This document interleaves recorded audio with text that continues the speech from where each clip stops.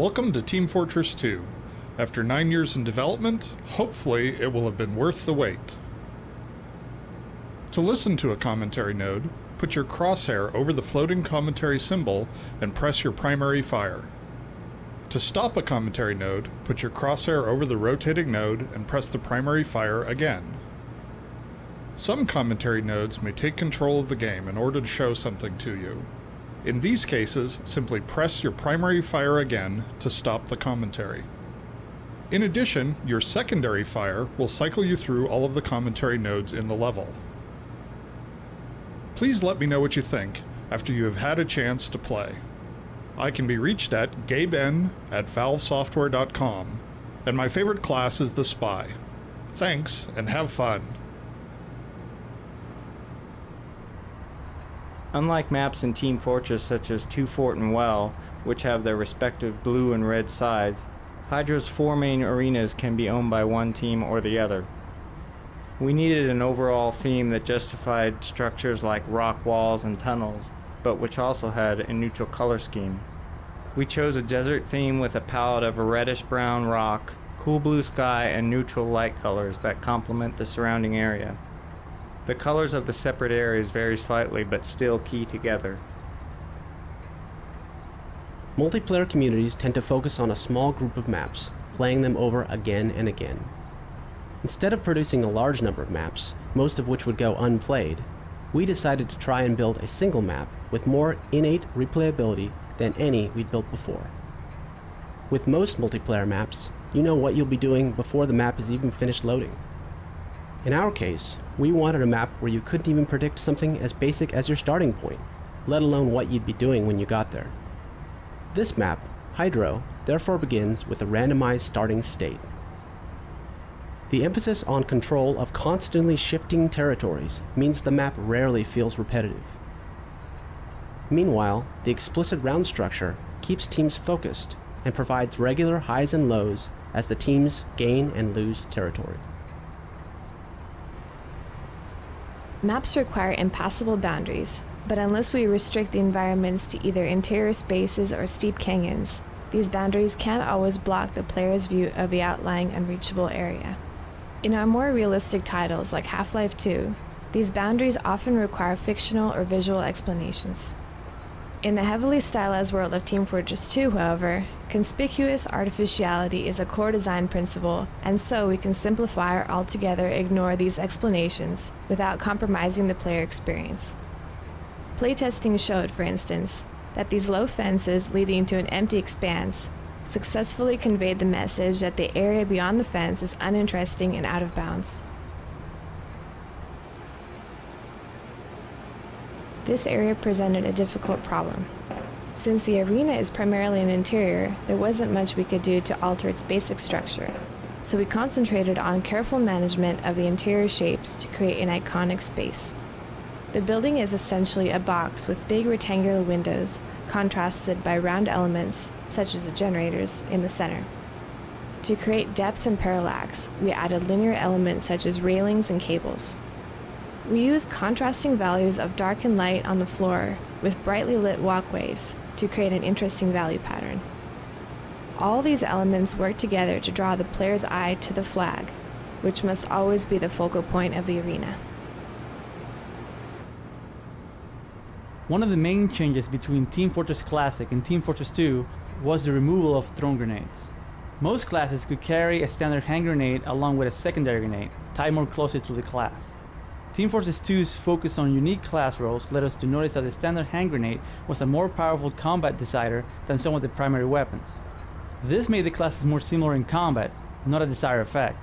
In addition, when we look at some of the Team Fortress Classic's map stalemates, they often resulted from large amounts of grenade spam. I love the Two cases smell were of a particularly kick-ass in the problematic. That of players throwing grenades repeatedly through doorways, hoping to kill an enemy who might be there, and players on the verge of death throwing all their grenades in rapid succession, hoping to get a kill after they die. Removing standard hand grenades made the game more fun almost immediately, especially for new players who were often confused as to why they die when a grenade went off at their feet. When we examined the class-specific grenades, we found similar problems. Eliminating them from playtests gave us yet another boost in making the game more fun. Once we decided on removal, we analyzed each class to see what capabilities might have been lost as a result of the decision. In some cases, we added other capabilities, where we felt a class had lost the ability to make some interesting decisions related to a special grenade type.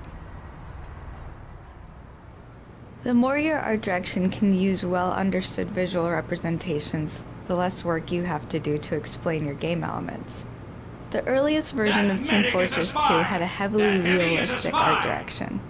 As time went on, we found this was causing us a lot of issues. The differences between our player classes were hard to expose satisfactorily. Weapons firing anything other than bullets were hard to visualize. Our maps didn't make a lot of sense in the real world, where two opposing forces rarely build bases within 50 feet of one another. In addition, the game wasn't visually distinct from our other products. A stylized world had none of these problems. For instance, put the massive heavy next to the pinstripe-suited spy, and players understand both the numerical health differences between the classes and their very different gameplay styles. The medic's healing beam was easily understood by playtesters when they saw the floating red plus symbols streaming into the target. A stylized fiction can easily explain why the team's bases are built right next to each other. Finally, a Team Fortress 2 screenshot is easily recognizable, ensuring that no one will confuse it with another one of our games. That spy is not one of ours! The announcer for Team Fortress 2, Ellen McLean, has the rare distinction of being the only voice actor to perform in all the products in the Orange Box. For a role in Team Fortress 2, we had Ellen try various reads on the same lines, letting her ad-lib different personalities. On the 5th try, she came up with the winner. Her disappointed and slightly angry evil overlord clearly lets you know, in the world of Team Fortress 2, a tie does not mean everyone wins, but that everyone loses. The Scout is designed for players who are able to rapidly move around while tracking their target. Where other combat classes rely on high amounts of damage, the Scout relies on his high movement speed and double jump ability to dodge enemy fire. Much of his combat style is crafted through the features of his primary weapon, the scattergun. It does a large amount of damage and has a wide spread that forces him to get close to the enemy for full effect, where he's also at the highest risk of being hurt. It has a slow rate of fire that encourages him to pause to fire, then dodge, then pause, and so on, which gives enemies a higher chance to hit him at intervals. Finally, it holds a small clip and the slow reload time to encourage the Scout to pull out of combat to reload, something which he can do easily with his speed, and gives injured enemies a chance to run before the Scout returns. The Soldier is a core combat class featuring versatile movement and a terrific long-range damage capability. He's designed to be comfortable in almost any combat situation and to be the best long-range anti-sentry gun class. His main weaknesses are designed into his primary weapon, the rocket launcher. It has a small clip size, which forces the soldier to carefully manage his reloads, and it fires relatively slow-moving projectiles, making it ineffectual beyond short range against any opponent who dodges well, like the Scout. Balancing the strength of the engineer's AI-controlled sentry gun was one of the more difficult design problems in Team Fortress 2. If the gun was too powerful, only the most skilled players would be able to counteract it. If the gun was too weak, the engineer would have no chance against skilled players, effectively eliminating any reason to build it in the first place. A solution is to make the sentry gun essentially binary in the sense that it's lethal to opponents who don't take cover, but can't intelligently deal with enemies blocking the cover. This forces the engineer to use his secondary weapon skill to compensate for the sentry gun's corner weakness, while still making the sentry gun a formidable obstacle for any opponent simply attempting to sprint past it. For Half-Life 2, we developed something called response rules, a system that lets us fine-tune the way characters speak lines of dialogue in response to game events that are not completely predictable. In Team Fortress 2, we extended response rules to the multiplayer environment for the first time. The response rule system works by listing speech concepts in a simple text file. The game code then makes characters attempt to speak when the rules or conditions defined in the text file are met in the game. For instance, when a player reloads his weapon, this signals the response rule system that now would be an appropriate time to speak a line about reloading. The response rule system checks the state of the world and matches it to a set of rules that determine the best line of dialogue to use for that speech concept. If the player's health is low, he may speak a different reloading line than if he's completely healthy. He could play a special line if he has killed more than 2 enemies in the last 20 seconds, another set of lines if he's underwater, and so on. Keeping dialogue and rules in script files gives the game's writers the ability to add speech to the game without needing any code support. Having decided on a stylized art direction, we experimented with a variety of styles before settling on the example of J.C. Leyendecker, an enormously popular illustrator of the early 1900s. Leyendecker's rendering of clothing and material provided a great example of how to add detail to a character while keeping the clean, sharp silhouette shapes that were key to our class identification. We used normal maps to craft folds of clothing, which provided a fine level of detail when seen up close, without detracting from color values, meant to draw the player's eyes to the all-important weaponry. In our early discussions of rendering styles for the characters, we decided we wanted them to have a look that was illustrative or stylized, without going to the extremes of most toon shaders. We wanted softer lines for shading than was typical for this sort of rendering. So, we used the 2D texture to define the lighting on the characters, and at the point where light and dark meet, we added a hint of warmth to give it that burst of color at the transition.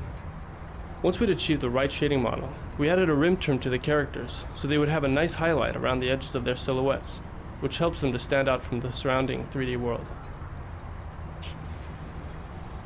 The Pyro is designed to be the best short-range combat class, aimed at encouraging players to adopt an ambush style of play. To achieve this, we made the Pyro vulnerable in the open, which forces players to seek out enclosed areas and doorways. To add to the Pyro's short-range lethality, we made the flamethrower effects visually noisy, which helps disorient opponents long enough for the flames to finish them off.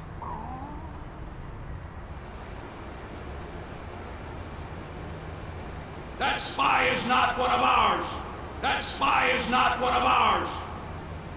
The spy is designed for players who want to outsmart their opponents. At a high level, his gameplay flow is to infiltrate the enemy team, move around while disguised, and use his instant kill backstab to take out key enemies, usually snipers, engineers, and medics. His invisibility cloak is designed to help him in 2 key situations. The first is in getting past the front line, where players are most vigilant against enemies and most suspicious of friends not heading in the right direction. The second is in escaping from enemies who have seen through his disguise while he's in enemy territory. His sapper was designed to allow him to easily take out unattended enemy sentry guns, forcing enemy engineers to keep a close eye on their buildings. With 9 classes of characters and so many weapons and unique abilities, one of our biggest challenges was exposing all these combinations to players without overwhelming them. Even the short list of essential information is intimidating, including map goals, the whereabouts of their friends, who's shooting them with what weapon, and so on. We didn't have any way to make all of this information visual, so first we had to prioritize and come up with an essential list of things every player needed to know in order to just have fun. Information they could learn by playing the game, such as map layout, was of secondary importance, but there was also information, such as the medic's invulnerability charge, that would be completely invisible unless we exposed it. We tried to avoid attaching 2D elements to the HUD as much as possible, since we wanted players to be looking at the 3D world we'd built rather than some abstract representation. For example, players always see their own team's spies as a spy, but they need to know how that spy is disguised to the other team. We first tried a quick hack where we put an icon representing the spy's current disguise, floating above his head. This icon proved baffling to playtesters. When we tackled the problem by putting cutout paper masks on the spy, it not only fit the humorous style of the game, it let players get all the pertinent information directly from a quick look at the spy's model, thus keeping them focused on the characters and on the action of the game. We took this as a lesson in how holding ourselves to a strong design principle can often force us to come up with better solutions than if we'd taken the easy route.